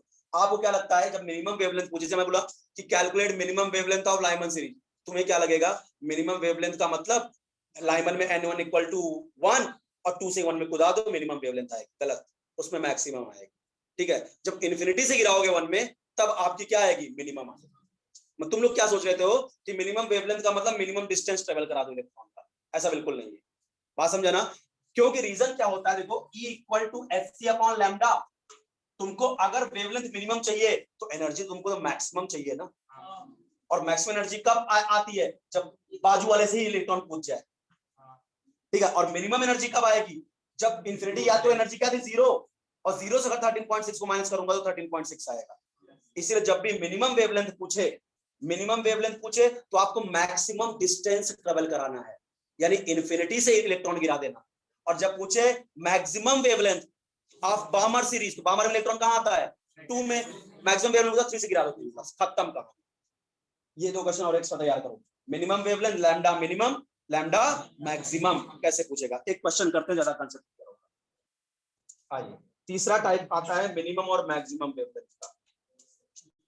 देखिए अपने को क्या बोला, find lambda minimum and lambda maximum for Lyman series, for Lyman series for hydrogen atom. बहुत ध्यान समझो, गलती क्या करते हो मैं बता रहा हूं। तुम जब मिनिमम वेवलेंथ निकालना होता है तो भाई देखो, लाइमन बोलते ही एक बात तो फिक्स हो गया, ठप्पा लग गया, n1 = 1, इलेक्ट्रॉन तो यही है। तुम मिनिमम वेवलेंथ के लिए क्या सोचते हो कि मिनिमम डिस्टेंस ट्रेवल करा, तो क्या मिनिमम डिस्टेंस क्या होगा? 2 से गिरा दो 1 में, और यही तुम्हारा क्वेश्चन गलत हो जाएगा। जब भी मिनिमम वेवलेंथ पूछे तो मैक्सिमम डिस्टेंस ट्रेवल कराना है तुमको इलेक्ट्रॉन को, तो इन्फिनिटी से गिरा देना, ठीक है। जब मैक्सिमम वेवलेंथ पूछे तो मिनिमम डिस्टेंस क्या होगी? अगर फाइनली 1 में आ रहा तो 2 से 1 में गिरा दो, तुमको मिनिमम मिलेगा, सॉरी मैक्सिमम वेवलेंथ मिलेगा, ठीक है। तो दोनों निकाल के मैं प्रूफ करके दिखाता हूँ, बहुत ध्यान से। चलो अगर मैं बात करूं पहले कि फर्स्ट लाइन, ठीक है, यहाँ पे इसका मतलब फर्स्ट लाइन का मतलब क्या? मैंने मिनिमम डिस्टेंस ट्रेवल कराया तो मुझे लैम्डा मैक्सिमम, तो मैं प्रूफ करके दिखाता हूँ। आपको बता दो दिया मैंने शॉर्टकट क्या होगा कि अगर मिनिमम वेवलेंथ तो मैक्सिमम डिस्टेंस, मैक्सिमम वेवलेंथ तो मिनिमम डिस्टेंस। पर चलो अब मान लो आपको कुछ नहीं पता है, आप अपने हिसाब से कर रहे हो, तो एक बार क्या करोगे, n1 = 1 रखोगे, तो n2 = 2 रखोगे, फिर फर्स्ट लाइन की तरह क्वेश्चन करोगे, ठीक है। तो आप बताओ यहां से मैं आंसर निकालूंगा, तो 1/λ = r1², क्योंकि हाइड्रोजन का रिजल्ट तो 1 होगा, 1/n1² - 1/n2², यानी ये हो गया r, ये 1 - 1/4। तो जो 1/λ आया वो क्या आएगा? 4 1 जा 4, 4 - 1 3/4, यानी 3r/4। सो लैम्डा जो आएगा 4/3r, ठीक है, 4/3r, यार नीचे रहेगा 4/3r, समझा? अच्छा एक बात क्या कर सकते हो, कि n1 इक्वल टू 1 लाइमन में आना ही है, ठीक है। और तुम जब तुम्हारे दिमाग क्या चल रहा था यार, मैक्सिमम वेवलेंथ, तुम यही करोगे ना, मिनिमम दिमाग में आएगा, तुम सोचोगे चलो लाइमन की बात कर रहा है, n1 तो 1 फिक्स हो गया, मिनिमम वेवलेंथ का मतलब 2 से कूदा देता हूं, और मैक्सिमम वेवलेंथ का मतलब इंफिनिटी से कूदा देता हूं, यही दिमाग में आएगा, मैं दोनों करके दिखाता हूं। तो n2 क्या इंफिनिटी हो जाएगा, अब इससे भी एक वेवलेंथ आएगी अपने सामने, चलो तो 1 upon lambda equal to r1 square upon 1 upon n1 square minus 1 upon n2 square, 1 upon infinity 0 और ये हो गया 1, ये तो मामला ही खत्म हो गया। तो 1 upon lambda equal to r, so lambda equal to 1 upon r। अब आप खुद दिमाग लगाओ, 1 बाई r तो यहाँ पे भी है, 1 बाई r यहाँ पे भी है, 4/3 बड़ा है ना, तो इसका मतलब ये क्या हो गया, लैम्डा मैक्स, और ये क्या हो गया, लैम्डा मिनिमम। बात समझा क्या? तो इसका मतलब एक ट्रिक दिमाग में बना लो, यहाँ पे मैं लिख के नोट्स में दे दिया है कि जब भी आपसे पूछे क्या मैक्सिमम वेवलेंथ, तो फर्स्ट लाइन की तरह क्वेश्चन को कंसीडर कर लेना कि फर्स्ट लाइन का ही लैम्डा निकाल दो। जब भी बोले मिनिमम वेवलेंथ, तो लास्ट लाइन वाला क्वेश्चन कंसीडर कर लेना दिमाग में कि इन्फिनिटी से गिराना है, थोड़ा सा दिमाग में रखना पड़ेगा, क्वेश्चन करना पड़ेगा आपको। तो जब भी आपसे बोले क्या कि फर्स्ट लाइन का मतलब ही होगा लैम्डा मैक्स, लैम्डा मैक्स। जब भी क्वेश्चन को तुम फर्स्ट लाइन की तरह ट्रीट करोगे तो जो वेवलेंथ मिलेगी वो मैक्सिमम वेवलेंथ होगी, और जो लास्ट लाइन जो होगा, लास्ट लाइन का मतलब इन्फिनिटी, वो होगा लैम्डा मिनिमम। बात समझा क्या? तो अब चलो, मैंने लाइमन का क्वेश्चन कराया, मैं आपसे नॉर्मल क्वेश्चन पूछना, जरा आप बताना कि क्या होगा। मैं आपसे पूछूं calculate maximum wavelength of बामर series. मैंने आपसे क्वेश्चन पूछा, आपको बहुत सारे ऐसे क्वेश्चन बनते रहेंगे, मैं एक बता दिया आपको, पूछा मैक्सिमम वेवलेंथ ऑफ बामर सीरीज, तो बामर सीरीज के लिए n1 पहले बताओ क्या होगा, 2 फिक्स हो गया। मैक्सिमम वेवलेंथ निकालना है, मैक्सिमम वेवलेंथ का मिनिमम डिस्टेंस ट्रेवल कराओ, इसका मतलब क्या, 3 से कूदा दो, खत्म कहानी, n2 इक्वल टू 3 रखो, तुम्हारा क्वेश्चन सॉल्व। अब आपसे बोला calculate minimum wavelength of बामर series, तो n1 पहले n1 फिक्स करो 2, आपसे बोला मिनिमम वेवलेंथ यानी मैक्सिमम डिस्टेंस, तो n2 इंफिनिटी रखो, खत्म कहानी। कुछ समझ पा रहे हो मैं क्या बता रहा हूँ? ठीक है, जब लैम्डा मिनिमम लैम्डा मैक्सिमम पूछो तो कैसे क्वेश्चन को हैंडल करोगे। जब भी मिनिमम वेवलेंथ तो मैक्सिमम डिस्टेंस ट्रेवल कराओ, ठीक है, मैक्सिमम वेवलेंथ तो मिनिमम डिस्टेंस, यानी फर्स्ट लाइन की तरह क्वेश्चन को ट्रीट करना। अब तुमसे पास्टन का पूछता तो n1 equal to 3, lambda minimum का मतलब पूछा lambda minimum of Paschen series, तो n1 क्या होता है, पहले 3, लैम्डा मिनिमम पूछ रहा है, मिनिमम का मतलब डिस्टेंस का ट्रेवल कराना है मैक्सिमम, तो n2 क्या है, इंफिनिटी, और मैक्सिमम वेवलेंथ पूछता तो n2 इक्वल टू 4। कुछ समझ में आ रहा है कि नहीं, क्वेश्चन कैसे आएंगे? ठीक है, क्योंकि सारे क्वेश्चन मैं बार बार नहीं करूंगा, एक क्वेश्चन से 2-3 क्वेश्चन बोल से तुमसे करवा लूंगा, कैसा होगा तो ट्रीट कर लेना उसको। समझ में आया? चलिए अगला क्वेश्चन देखते हैं। हाँ, इसमें minimum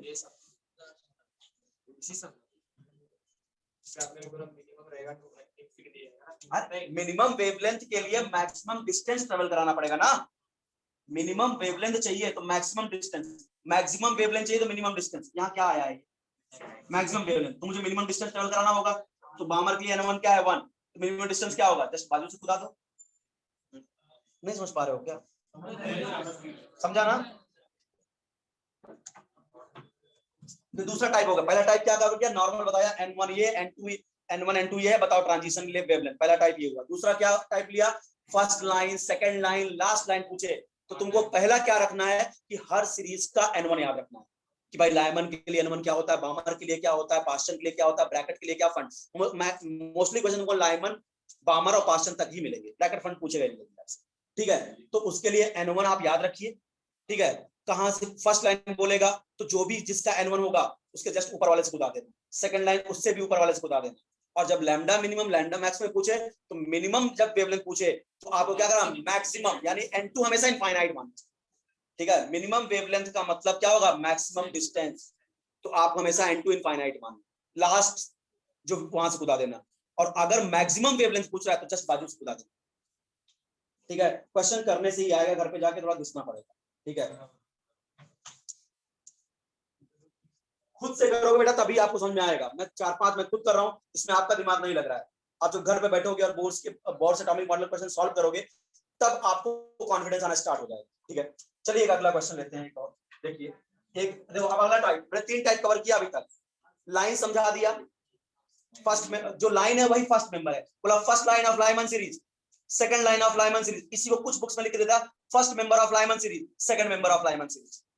first member of Lyman series का मतलब क्या, इलेक्ट्रॉन n1 कहां 1 पे, फर्स्ट मेंबर का मतलब 2 से 1, तो n2 equal to 2, second member का मतलब n2 equal to 3। I hope समझ में आ गया होगा, बहुत देर से किस रहा हूं इस बात पे। आइए अगला देखिए, अगला पूछा फाइंड द सीरीज लिमिट, और ध्यान समझिए, find the series limit of Lyman series. अब ये सब क्या नई चीजें आएंगी, आपने तो ये कौन सा खतरनाक क्वेश्चन पूछ लिया, सीरीज लिमिट, ठीक है। Find the series limit of Lyman series. बेटा समझो ना, क्वेश्चन बहुत आसान होते हैं यहाँ, सिर्फ आपको हवा बना दिया जाता है कि एंट्रेंस बहुत खतरनाक होता है। आप लोग क्या बहुत डराया जाता है एक्चुअली, सच्चाई बताओ ना, केमिस्ट्री बहुत आसान, हमारा सब्जेक्ट तो बहुत आसान और इसमें खूब नंबर मिलता है। अगर आप लोग जैसा मैं पढ़ा रहा हूँ वैसा पढ़ ले जाओ तुम्हारे सारे क्वेश्चन निकल जाए। फिजिक्स का मैंने ये बताया, फिजिक्स होगा तो रैंक डिसाइड करता है, ठीक है, फिजिक्स आपका रैंक डिसाइडिंग सब्जेक्ट है।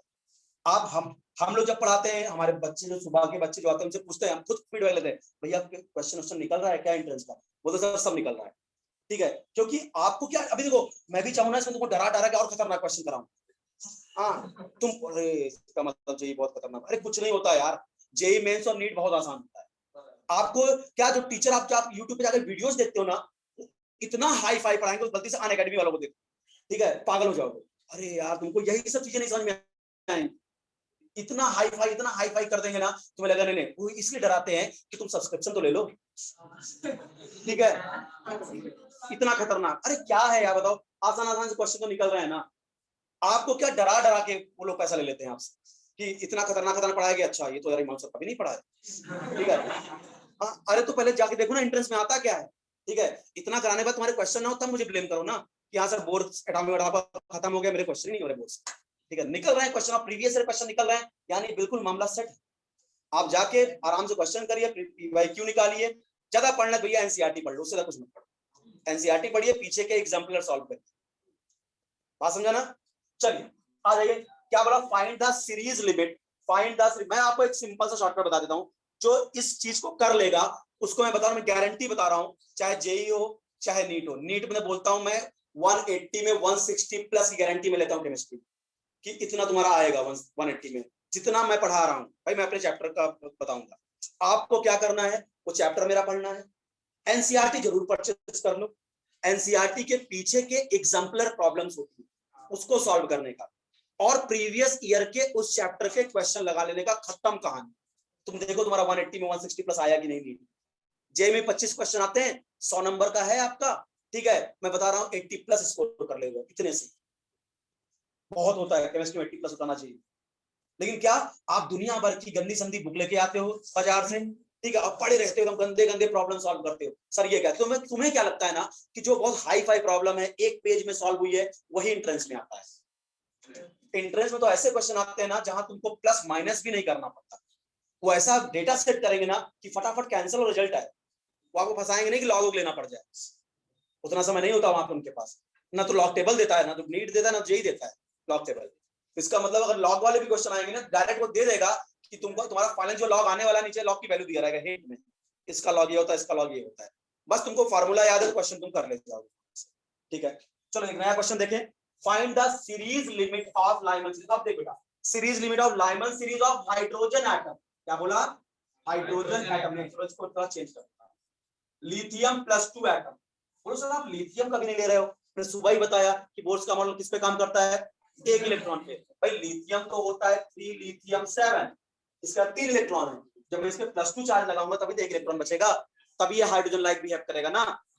अब देखो, अब लगा सीरीज लिमिट का मतलब क्या होता है, बिल्कुल टेंशन मत लो, पहले बताओ क्या लाइमन सीरीज के लिए वेवलेंथ पूछा है, find the series limit of Lyman series, lambda ही निकालना है, find the wavelength of series limit of Lyman. अच्छा लाइमन सीरीज क्या n1 फिक्स हो गया 1, अच्छा सीरीज लिमिट से कंफ्यूजन मत होना, सीरीज लिमिट का मतलब आपसे पूछ रहा है लास्ट मेंबर या लास्ट लाइन, खत्म कहानी। जब भी सीरीज लिमिट दिया है इसका मतलब लास्ट लाइन पूछ रहा है या लास्ट मेंबर पूछ रहा है। अच्छा तो लास्ट मेंबर तो आई होप हमेशा आप लोगे इंफिनिटी, बराबर ना, जब भी सीरीज लिमिट बोले तो आपको लास्ट लाइन की तरह क्वेश्चन को बिहेव करवाना है, ठीक है, बस आप क्वेश्चन में दम नहीं रहेगा। आइए 1 upon lambda equal to R Z square 1/n1 square minus 1/n2 square. अच्छा आर तो आर, जेड होता है लिथियम का 3, ठीक है, तो 3 का स्क्वायर बराबर 1/1 का स्क्वायर अपॉन 1/∞ का स्क्वायर बराबर। आई होप ये तो 0 हो गया, ये पूरा खत्म हो गया 1 होके, तो 1/λ equal to 9r, so lambda equal to क्या हो जाएगा 1/9। हाँ क्वेश्चन खत्म। अब अगर लैम्डा मीटर में है तो भैया यहाँ 1.1 इंटू 10⁻⁷ रख के खत्म कर देना क्वेश्चन को, और आंसर में है तो 1 बाई ये क्या 1/9 इंटू 1 बाई r, ठीक है 1 बाई r 912 मल्टीप्लाई कर दो। समझ में आ गया क्या? तो सीरीज लिमिट का मतलब क्या होता है हमेशा लास्ट लाइन। अब इसी क्वेश्चन को मैं बामर सीरीज के लिए बोलता तो n1 इक्वल टू 2 होता, n2 इंफिनिटी होता। पार्शियल के लिए बोलता तो n1 इक्वल टू 3 होता, n2 इनफाइनाइट होता। सीरीज लिमिट का मतलब लास्ट नंबर। समझ में आ गया? चल अगला क्वेश्चन देखते हैं। समझ में आ रहा ना? तकलीफ तो नहीं हो रही बिल्कुल भी? ठीक है, आइए अगला क्वेश्चन देखो। अगला क्वेश्चन दिया if an electron makes transition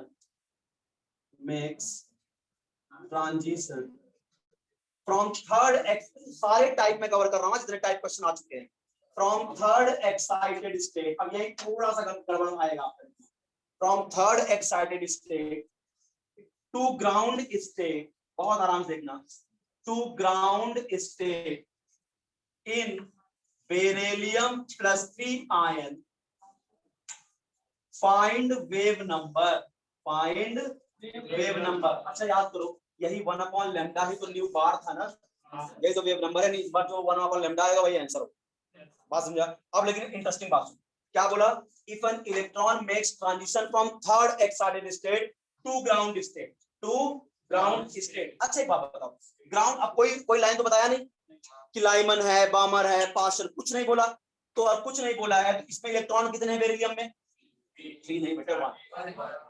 beryllium होता है बेटे 4 बेरिलियम, तो उसके पास 4 इलेक्ट्रॉन, इसमें 3 पॉजिटिव लगा है, यानी इलेक्ट्रॉन कितने हैं? 1, यानी वी हैव लाइक हाइड्रोजन, ठीक है। अच्छा आज याद करो सुबह का लेक्चर, अगर एक इलेक्ट्रॉन है, एक इलेक्ट्रॉन सिस्टम के लिए ग्राउंड स्टेट का मतलब होता है n1 = 1।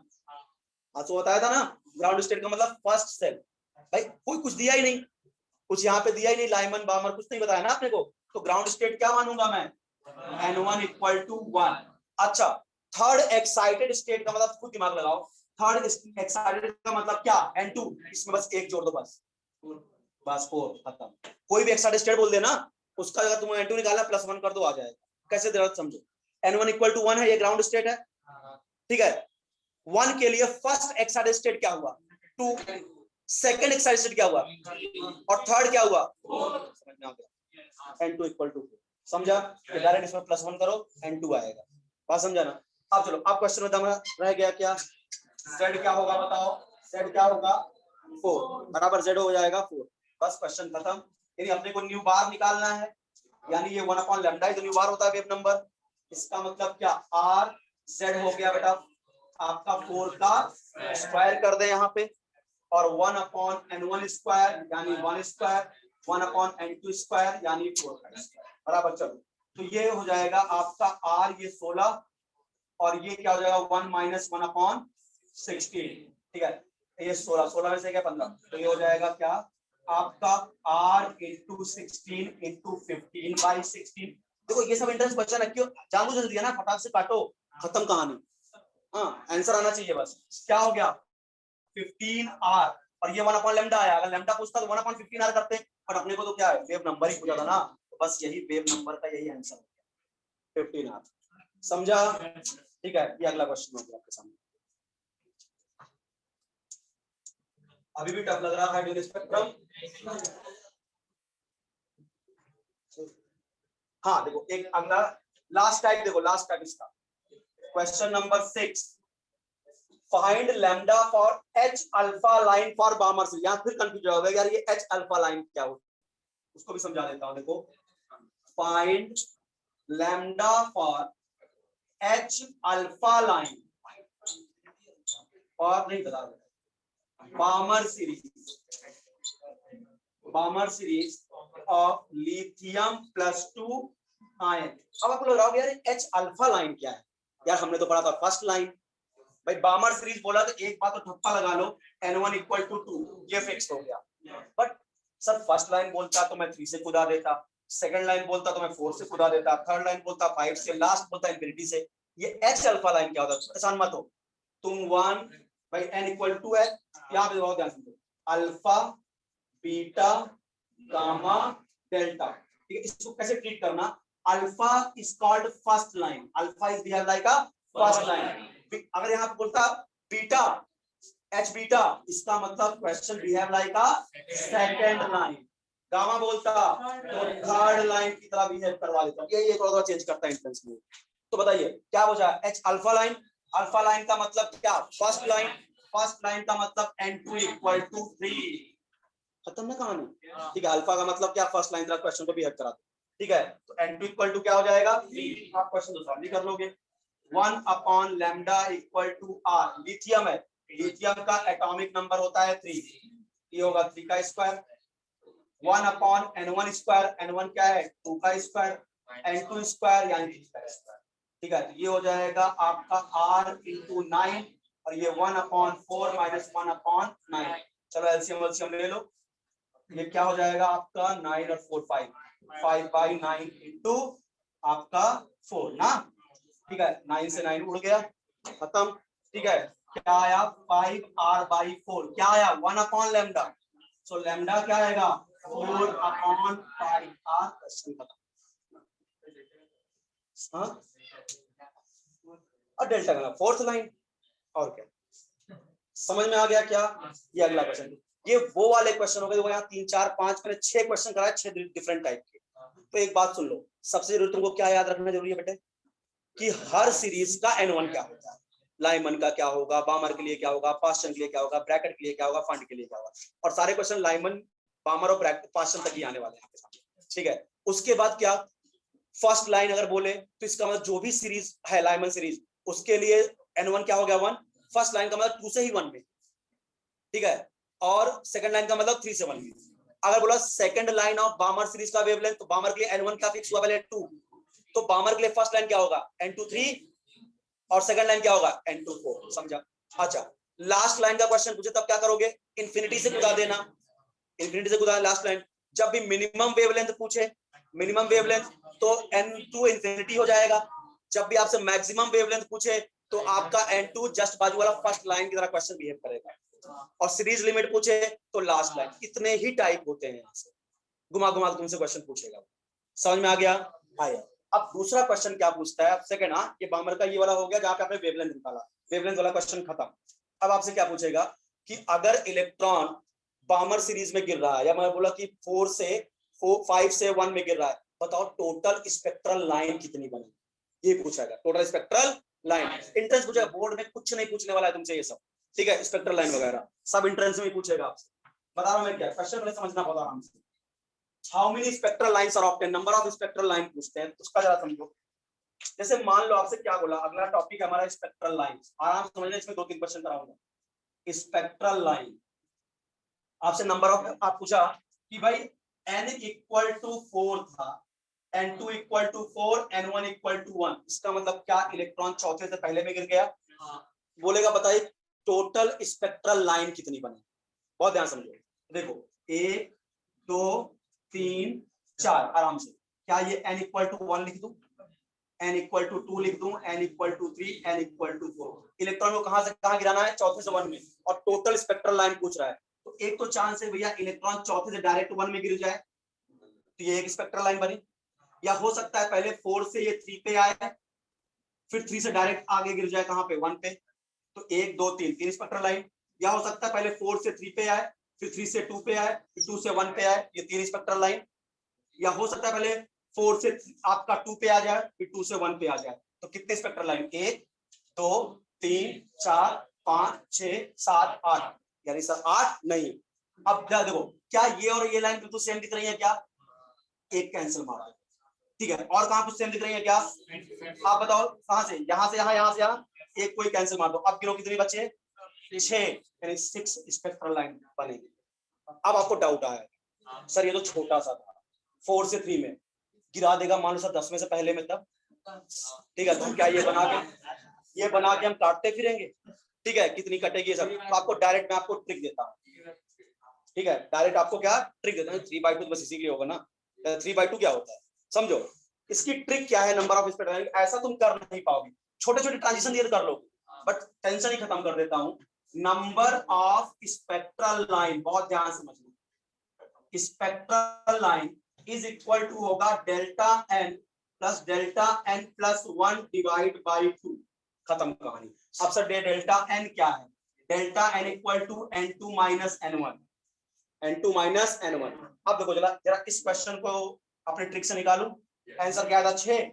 तो स्पेक्ट्रल लाइन इक्वल बचा, कहां से इलेक्ट्रॉन गिरा था 4 से, कहां पे 2 पे, तो ये n2 था क्या, n1 था क्या, पहले डेल्टा n निकालो कितना होगा n2 माइनस n1, n2 कितना 4 माइनस 1 यानी कितना है 3, तो फॉर्मूला लगाओ डेल्टा n यानी 3, delta n 3 plus 1 divide by 2, 3 plus 1 क्या हो गया 4, 4 3 जा 12, 12 बाई 2 6, आंसर 6 स्पेक्ट्रल लाइन बना। बात समझा, ये फार्मूला याद कर लो, number of spectral line, total spectral line निकालने का, delta N into delta N plus 1 divide by 2, note कर लो ये formula, delta N plus 1 divide by 2। और 2-4 क्वेश्चन करते हैं।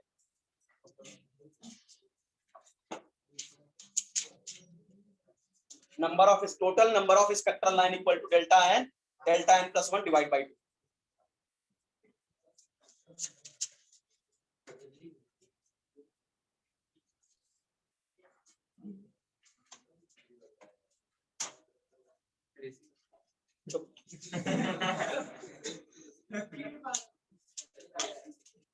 चलने आ रहा है समझ भाई तुम लोग को कुछ,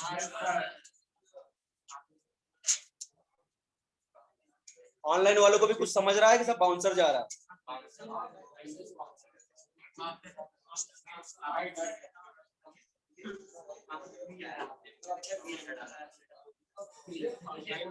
चलिए तो लिख लिया बेटा ये formula, delta N equal delta N plus 1 divide by 2, delta N क्या होगा n2 माइनस n1। चलो एक क्वेश्चन करो, समय कम है, जल्दी से खत्म करते हैं। देखो एक क्वेश्चन ले लिया, बोला आपसे, बहुत ध्यान से, ऐसे शांत रहो, जल्दी हो जाएगा।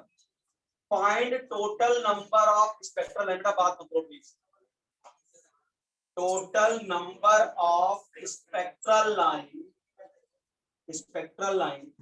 when electron makes transition, आराम समझो बेटा, makes transition, बातें नहीं होनी चाहिए, पलट गया तो मुश्किल कर दूंगा, makes transition from 9th excited state to first excited state। आप दिमाग लगाना पड़ेगा, ठीक है। क्या बोला, find total number of spectral line when electron makes transition from 9th excited state to first। अच्छा 9th excited state का मतलब n2 इक्वल टू 10 क्या plus 1, first excited n1 equal to 2 क्या, खत्म कहानी बस, ठीक है। Delta n equal to n2 minus n1, 10 minus 2 यानी 8। अब टोटल स्पेक्ट्रल लाइन का formula delta n plus 1 divide by 2 यानी 8 प्लस 1 डिवाइड बाई 2, 2 4 जा 8, 8 और 1 9, और ये क्या आपका 36 स्पेक्ट्रल लाइन मिले। समझ में आया क्या, ठीक है। तो टोटल 36 स्पेक्ट्रल लाइन आपको मिलेंगी। तो ये था टोटल स्पेक्ट्रल लाइन। अब अगला टाइप सुनो क्वेश्चन का, ये तो एक फॉर्मूला हुआ। कभी कभी ऐसे पूछेगा कि इलेक्ट्रॉन 5वें से बामर सीरीज में आ रहा है, तो बामर सीरीज में कितनी स्पेक्ट्रल लाइन बनेगी, बहुत ध्यान समझना, ये फॉर्मूला लगा दो गलत हो जाओगे वहां पे, ठीक है। यानी किसी पर्टिकुलर सीरीज में कितनी स्पेक्ट्रल लाइन बनेगी, ऐसा क्वेश्चन आ गया, ये फॉर्मूला मत लगाना। अभी देखो कुछ बोल रहा है क्या, कौन सी सीरीज, ऐसा कुछ नहीं।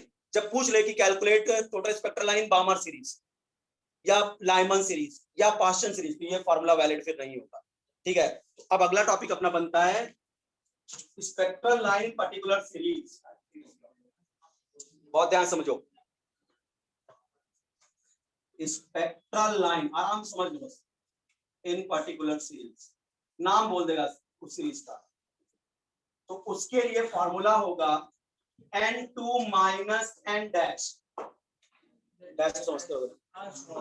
N2 क्या है आपको पता है, N2 is the higher energy level, जहां से इलेक्ट्रॉन कूदेगा ये होगा आपका हायर एनर्जी लेवल। बहुत ध्यान से समझो बेटा, higher energy level. N dash जो होगा वो स्पेक्ट्रल लाइन होगी। मान पूछा लाइमन सीरीज तो N dash equal to 1, Balmer series N dash equal to 2, Paschen series N dash equal to 3। यानी ये जो एन डैश होगा वो क्या होगा आपका सीरीज नंबर, क्या होगा सीरीज नंबर। अब क्वेश्चन समझ में आया अंतर क्या था पहले और इसमें। किसी पर्टिकुलर सीरीज में अगर स्पेक्ट्रल लाइन पूछेगा तो फार्मूला होगा n2 माइनस एन डैश। जैसे एक आध दो क्वेश्चन कर लो। चलिए पहला क्वेश्चन लिया, find spectral line, find spectral line in Balmer series, in Balmer series when electron makes transition from 14th excited state to ground state। देखो ये क्वेश्चन गलत होने का रीजन बताऊंगा आपको कि आप जल्दबाजी में इसको क्यों गड़बड़ करके आओगे। आप क्या बोलोगे, क्या बोला, find spectral line in Balmer series when electron makes transition from 14th excited state. अच्छा 14th एक्साइटेड स्टेट का मतलब क्या जो N2 हुआ वो 15 हुआ प्लस 1। आप क्या लेते हो, बामर सीरीज भूल जाते हो, आप क्या ग्राउंड स्टेट को पकड़ लेते हो। क्या पकड़ लेते हो, ग्राउंड स्टेट, और N1 इक्वल टू 1 मान जाते हो। ठीक है, N1 इक्वल टू क्या मान लेते हो, 1। इसको देख लेते हो, जबकि साफ साफ बोल रहा है बामर सीरीज, तो बामर सीरीज के लिए क्या होगा, N1 इक्वल टू 2। बात समझा ना, ये गलती मत कर रहा, इसको 1 मान के तुम डेल्टा एन वाला फार्मूला लगा देते हो, तुम्हारा क्वेश्चन हो जाता है गलत। यहाँ साफ साफ पूछा है बामर सीरीज की स्पेक्ट्रल लाइन। ठीक है, तो बामर सीरीज के लिए जो सॉरी N1 नहीं लिखूंगा यहाँ, एन डैश कंफ्यूजन ना हो, एन डैश इक्वल टू क्या हो जाएगा 2। अब बस खत्म हो गया। इससे आसान क्वेश्चन क्या होगा, spectral line equal to N2 minus N dash, यानी 15 माइनस 2 यानी 13 स्पेक्ट्रल लाइन से। बात समझा क्या, कोई डाउट है किसी को। अगला क्वेश्चन, अगला देखिए, नेक्स्ट पूछा आपसे, बहुत ध्यान समझिए, फाइंड स्पेक्ट्रल लाइन, आराम समझिए, आप क्वेश्चन का टाइप चेंज कर रहा हूं। Find spectral line in UV region, in UV region. 3 type बताऊंगा और ध्यान सुन लो, दूसरा टाइप चल रहा है। Find spectral line in UV region when electron makes transition from 7th excited state to ground state। क्या बोल रहा है, find spectral line UV region. अब कुछ लोग बोलेंगे सर यहाँ तो कुछ बताया नहीं कोई स्पेशल सीरीज। यूवी रीजन तो तुम्हारे दिमाग में चलना चाहिए लाइमन सीरीज, इसलिए रीजन याद करवाया था। यूवी रीजन का मतलब, इसका मतलब क्वेश्चन बन रहा है अपना, यही एक सीरीज है तो यूवी रीजन में थी। अच्छा बताओ, N2 इक्वल टू क्या होगा, 7th एक्साइटेड स्टेट का मतलब 8, और लाइमन सीरीज के ग्राउंड से तुम देखो मत, N डैश इक्वल टू होगा 1 लाइमन के लिए ना, यूवी रीजन के लिए। तो number of spectral line equal to N2 minus N dash, यानी 8 माइनस 1 यानी 7 स्पेक्ट्रल लाइंस बने। समझ में आ गया क्या, 7 बने। चलो थोड़ा और कंफ्यूज करते हैं। तीसरा question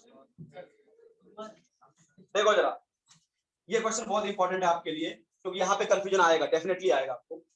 find spectral lines, find spectral line in IR region, infrared IR region when electrons makes transition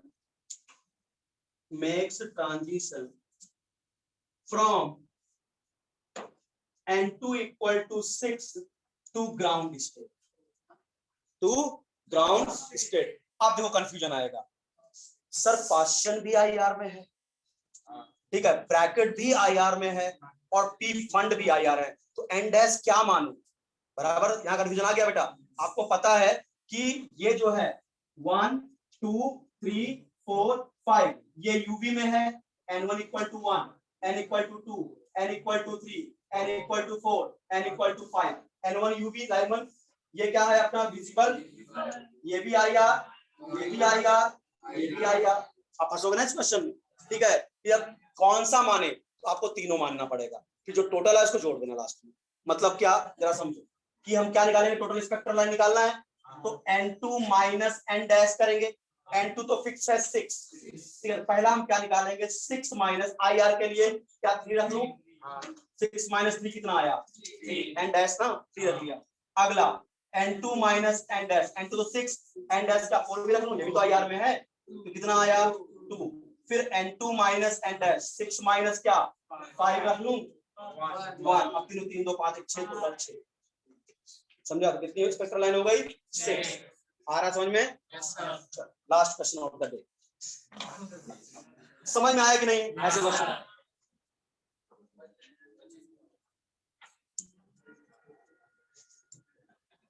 चलिए नेक्स्ट देखिए क्वेश्चन अपना, लास्ट क्वेश्चन आज का, और ये आपका हाइड्रोजन स्पेक्ट्रम खत्म हो गया। अब देखो ये क्वेश्चन देखो, फाइंड, बहुत ध्यान समझना, जैसे बैठो बस 2 मिनट और बैठो, समय है। Find total number of spectral line, बहुत ध्यान समझना, spectral line when electrons makes transition from 10th energy level 10th energy level, अब इसको 11 मत कर देना है, तो खुद ही बोलो 10th एनर्जी लेवल है, 10th एक्साइटेड स्टेट बोलता तब N2 की वैल्यू 11 हो, ठीक है। 10th energy level to ground state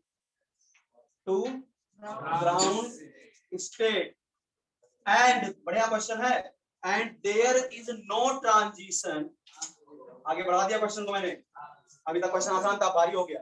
when there is no transition in Balmer series, अब ये क्वेश्चन लीग से हट के हो गया, ठीक है, नॉर्मल क्वेश्चन से आपका थोड़ा फाड़ू क्वेश्चन बन गया। देखिए क्या बोला आपका, find total number of spectral line when electron makes, अच्छा बताओ अगर ये क्वेश्चन पूछता कि find total number of spectral line when electron makes transition from 10 to ground state, तो N2 तुम मान लेते 10, N1 मान लेते 1, और delta n plus 1 divide by 2 कर बराबर करेंगे तो अभी भी वही, बट लास्ट में कुछ और करना पड़ेगा। क्या बोला है कि ध्यान दीजिएगा, when there is no transition in Balmer series, in Balmer series में कोई ट्रांजिशन नहीं हो रहा है। अच्छा चलो पहले इस लाइन को तो हटाओ, पहले टोटल स्पेक्ट्रल लाइन निकालते हैं। क्या टोटल स्पेक्ट्रल लाइन निकालने के लिए कोई सीरीज तो दिया नहीं है नॉर्मल, तो अच्छा N2 क्या है 10, और ग्राउंड स्टेट N1 क्या है 1, भाई कुछ तो बोला नहीं ना उसने, हम ग्राउंड स्टेट क्या मानेंगे 1। चलिए तो टोटल स्पेक्ट्रल लाइन पहले यहाँ डेल्टा N निकाल लो, N2 माइनस N1 यानी 10 माइनस 1 यानी 9, ये क्या हो गया 9। अब ये निकालो delta n plus 1 divide by 2 यानी ये 9 प्लस 1 डिवाइड बाय 2, 9 10 ये 90 बाई 2 यानी 45 तो टोटल स्पेक्ट्रल लाइन बनी है। 45 क्या बनी टोटल स्पेक्ट्रल लाइन। अगर यही तक क्वेश्चन खत्म होता तो आपका आंसर सामने था 45। अच्छा इलेक्ट्रॉन फाइनली कहाँ गिरा 1 में, ये लाइमन सीरीज भी है 1 पे गिरेगा। अच्छा बताओ क्या बोला, when there is no transition in Balmer series, Balmer series का कोई ट्रांजिशन आपको लेना ही नहीं है, तो एक बात बताओ total line in Balmer series कितनी आ जाएगी, total line in Balmer series, total line in Balmer series, तो इसके लिए जो N2 है उसको तो मानोगे 10 ही, और बामर सीरीज N डैश कितना होगा 2। याद करो किसी पर्टिकुलर लाइन में टोटल स्पेक्ट्रल लाइन निकालने का ये फॉर्मूला होता है। तो बामर सीरीज की स्पेक्ट्रल लाइन कितनी आएगी N2 माइनस N डैश यानी 10 माइनस 2 यानी 8 स्पेक्ट्रल लाइन किसकी बन रही बामर, क्या बोल रहा है नो ट्रांजिशन बामर में, तो 45 में से 8 माइनस करो पहले, ठीक है बामर का लेना ही नहीं है, तो 45 माइनस 8 यानी 37 बराबर, ठीक है। अब यहां तक तुम आ जाओगे, एक ऑप्शन तुमको 37 मिलेगा बट ये भी गलत है, ठीक है। रीजन क्या है 37 आ गया, बामर सीरीज की लाइन को आपने घटा दिया। अब प्रॉब्लम क्या है, आपको पता है ना N1 इक्वल टू 1 पे तो आना ही है, और बामर का ट्रांजिशन लेना नहीं है आपको, तो n equal to 2 n equal to 1, जब इलेक्ट्रॉन एक आएगा यार 2 से 1 में भी तो आएगा एक इलेक्ट्रॉन, 2 से 1 में भी तो ट्रांजिशन होगा, वो भी तो बामर का ही ट्रांजिशन कहलाएगा, एक इसको भी तो माइनस करना पड़ेगा, दिमाग लगाओ, एक 2 से 1 में भी तो आने वाला है, तो इसको भी -1 करो, आंसर आएगा 36। समझा ना, ये हो गया आपका हाइड्रोजन स्पेक्ट्रम। धन्यवाद। चलो नेक्स्ट लेक्चर मिलेंगे, अपन लोग इनका लिमिटेशन पढ़ेंगे, कोर्स का गलतियां क्या क्या रह गई, फिर सोमरफेल्ड एंड डी ब्रॉगली।